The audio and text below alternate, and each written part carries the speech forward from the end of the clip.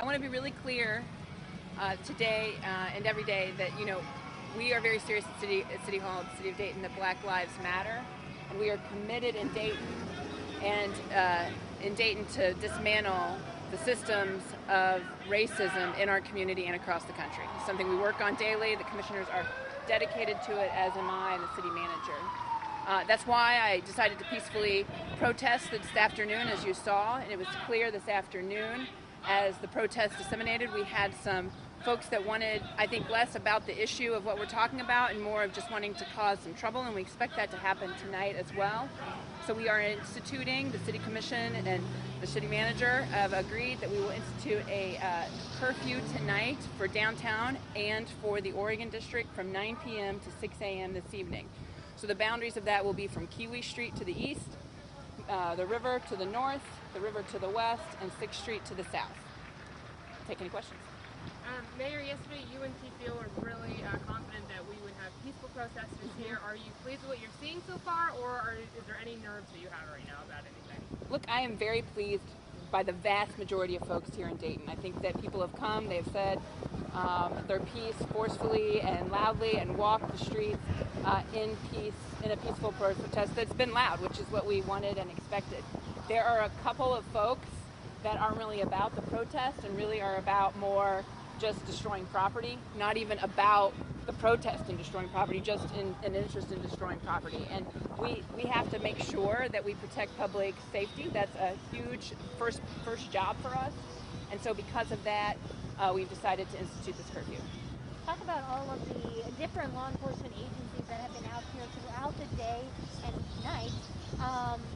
Just the cooperation, getting that together and making sure that this, remains safe.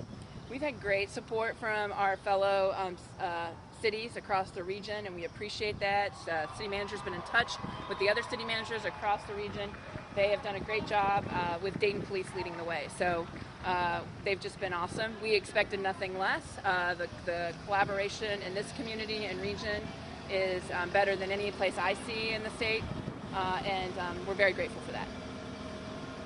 Talk a little bit about, obviously some of the protests have gone a bit rowdy where police had to use some sort of pepper spray. Talk about that and just, police having to keep these people under control. Well, look, I think what we saw, and it's not, I've been talking to other cities across the state of Ohio, and they've had the same experience. The protest goes fine. It's the dissipation of a couple of people moving around trying to get on the interstate or trying to cause some problem. So it's not even the protest, it's just these small groups. And they are not set to have their voice heard, they're set to destruct. And so we have to protect the community and make sure the community is safe, and so that is why we're putting this curfew in place. If people don't follow the curfew, what are the repercussions, I guess? They'll be arrested. Do we know if there have been any arrests made so far today? We've had a handful of arrests this afternoon. I think they were reported around 4 or 5 arrests this afternoon.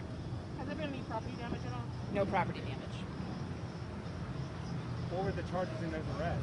I don't know. You'll have to ask the police. I mean, that was really a good amount of detail I gave you, so, okay. And talk about, obviously there's been some protesters that have wanted to potentially get on the highway. Can you address that?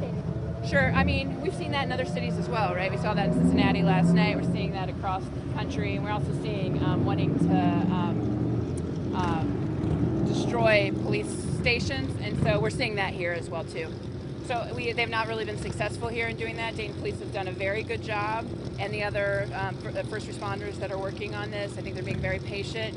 But, we want to just make sure there's going to be a bunch of different groups that aren't interested in protesting come tonight, and that's different than what we're seeing right now. And so we're fine with protesting, of course. We participate in it, but we want to make sure everybody stays safe as well.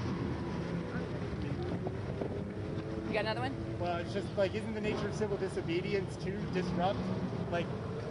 Isn't that the nature of civil disobedience to disrupt these normal processes to get people to question us? Of course, and I think that's what's happened today. There's been a disruption today for sure, but it is not the nature of civil disobedience to destroy someone else's property. And I think that's the difference here. What's your message for people who came out here today? Hey, I want to thank the vast majority of people that did come out. They were safe, they wore their masks. I think it was the best mask wearing place I've seen anywhere. So well done, Dayton. And they demonstrated social distance for the vast majority. So I was very, very grateful for how thoughtful people were and how they worked to protect each other's health at the same time. And look, I think, this community is different than other communities. They've been through quite a bit.